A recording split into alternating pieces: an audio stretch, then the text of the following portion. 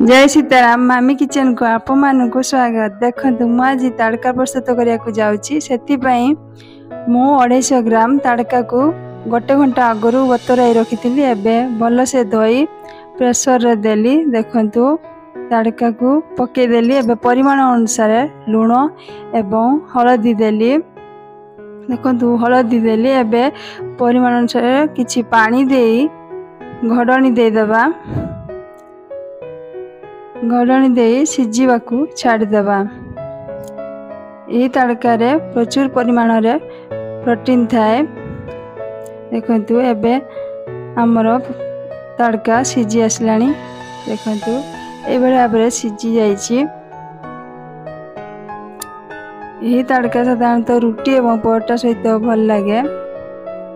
देखु मोर तड़का सिझी जाइए। मसला नहीं मु 2टी सान प्याज छोटे छोटे काटी नहीं एवं 5 ରୁ 7 कला रसुण को यह भाव में काटी नहीं।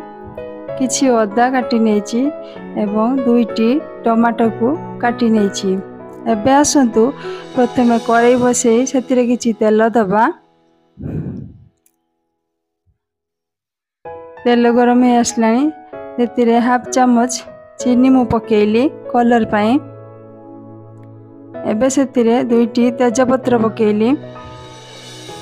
किंतु तेजपत्र को पकईदेली। एबे आसतु कटा होइतिबा प्याज को से पकईदबा। प्याज को पकई आमे किछि समय भाजी नबा। देखु प्याज को पकईली एबे किछि समय भाजी नबा।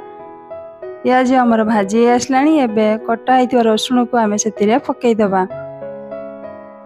देखु रसुण को पकई नेली आउ किछि समय भाजी नेली।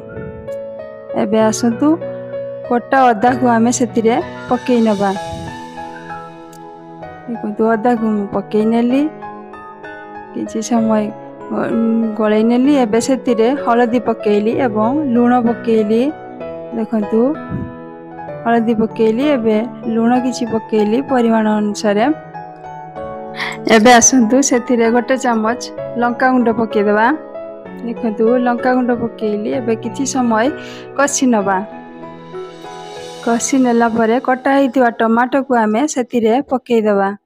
देखु काटी रखिथिबा टमाटो को पकईली। टमाटो को पकई आउ किछि समय मसला को कषि नबा। एबे मोर मसला प्रस्तुत हो आसलानी। से गोटे चामच तड़का मसला दबा। देखु तड़का मसला को पकईदेली। किछि समय कषि नबा। एबे आसतु हाफ चामच गरम मसला पकेइबा। देखु आउ किछि समय कषि नहीं हाफ चामच गरम मसला पकेइली। एबे किछि समय गलाई नबा। देखो मोर मसला आसलानी। यदि आपको मो वीडियो भल लगे तेबे लाइक एवं सब्सक्राइब करने को भूलिबनी। एबे आसतु सिझा होइतिबा तड़का को आमे से पकईदबा। तड़का को पकई दे किछि समय कषि नबा। देखु तड़का सब पकईदेली। कलर बहुत भल देखा जाउछि। देखु तड़का को पकई मु किछि समय कषि नेली। एबे मोर तड़का प्रस्तुत हो गला। देखु मु एबे अन्य पात्र को काढ़ी नेबी। देखु अन्य पात्र को काढ़ी नेली। यही तड़का साधारणतः रुटी एवं परोटा सहित भल लगे। आपण घरे बने निश्चित खातु तार टेस्ट मध्य जानतु। देखु मोर तड़का प्रस्तुत हो गला। मो वीडियोटी एत समय दे देखिथिबारु आप मानकु बहुत बहुत धन्यवाद। जय सीताराम।